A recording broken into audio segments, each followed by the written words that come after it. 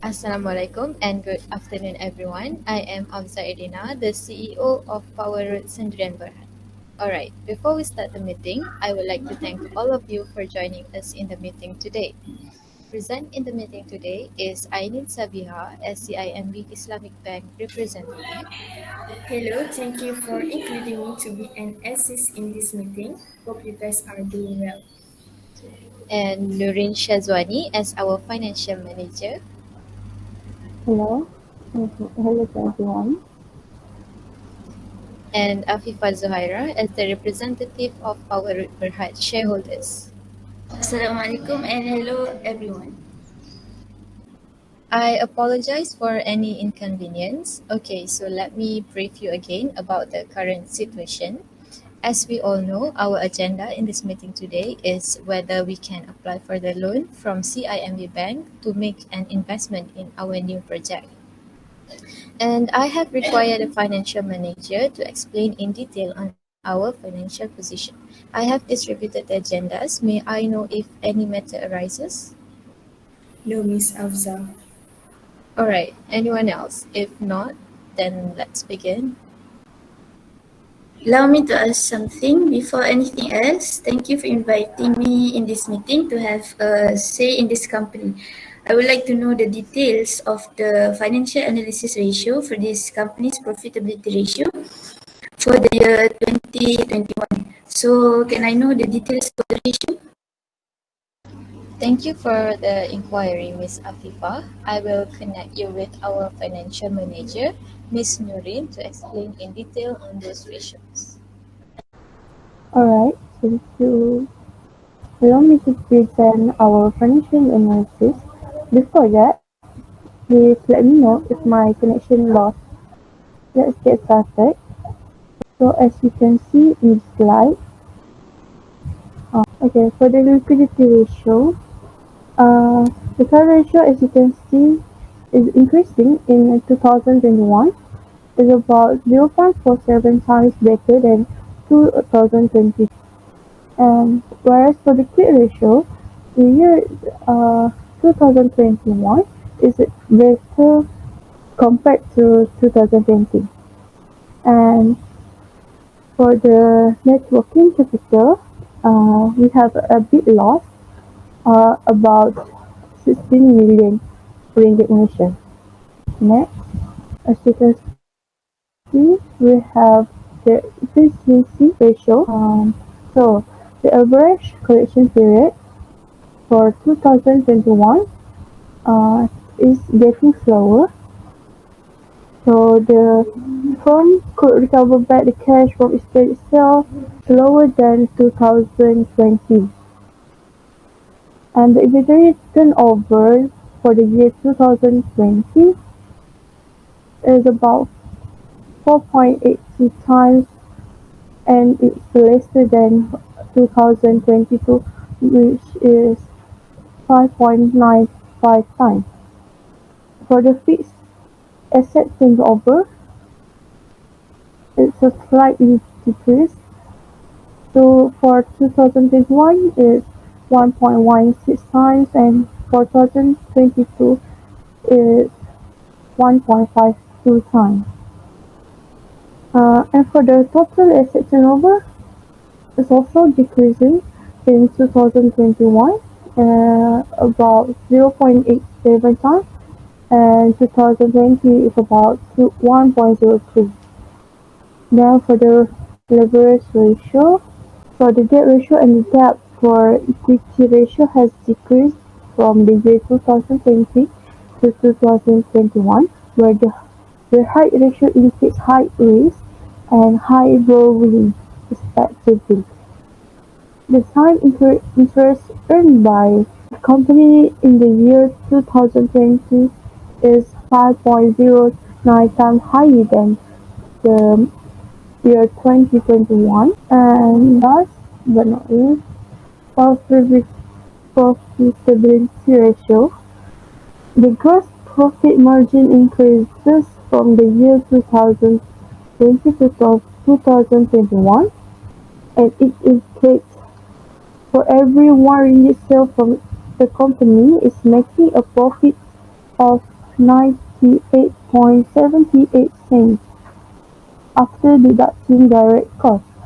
The operating profit margin also increases in the 2 years from 3.79% to 5.8%. Next, net profit margin for the year 2021 is 0.11%, less than the year 2020 at 0.12%, which means for every 1 ringgit Malaysian sale, the company is making a profit of 11 cents after deducting all costs. So return on asset and return on equity both decreased from the year 2020 to 2021. Finally, the ratio of the total amount of dividend paid out to shareholders relative to the net income of the company in the year 2020 is 27.72%, better than year 2021 at 22.37%. That's all for me. Okay, Miss NURIN, can you show us the summary of the ratio? Yeah, I see. This company indicates a lower net profit margin in 2021, which is at 0.11% than 2020 at 0.12%. This means that the return is quite low, which has negatively affected the growth prospect. So, as we can see, gross profit margin for the year 2021 is 98.78%, better than 2020 at 98.19%. For the year 2021 is better as it has higher percentage than 2020. So in 2021, for every 1 ringgit sales, the company is making a profit of 98.78%, 98.78 cent after deducting direct costs. Next, operating profit margin 0.11% for the year 2021 is worse than 0.12% from 2020. For the year 2020, it indicates that for every 1 ringgit sales, the company is making a profit of 3.79 cent after deducting direct and indirect costs. While in 2021, for every 1 ringgit sales, the company is making a profit of 5.98 cent after deducting direct and indirect costs. Return on equity for 2021 is worse than 2020, which is for 2021 is 0.12%, while in 2020, return on equity is 0.18%. It indicates that for 2020, for every 1 ringgit invested by the shareholders in the company, they are able to get a profit of 0.18 cent, while in 2021, for every 1 ringgit invested by the shareholders in the company, they are able to get a profit of 0.12 cent.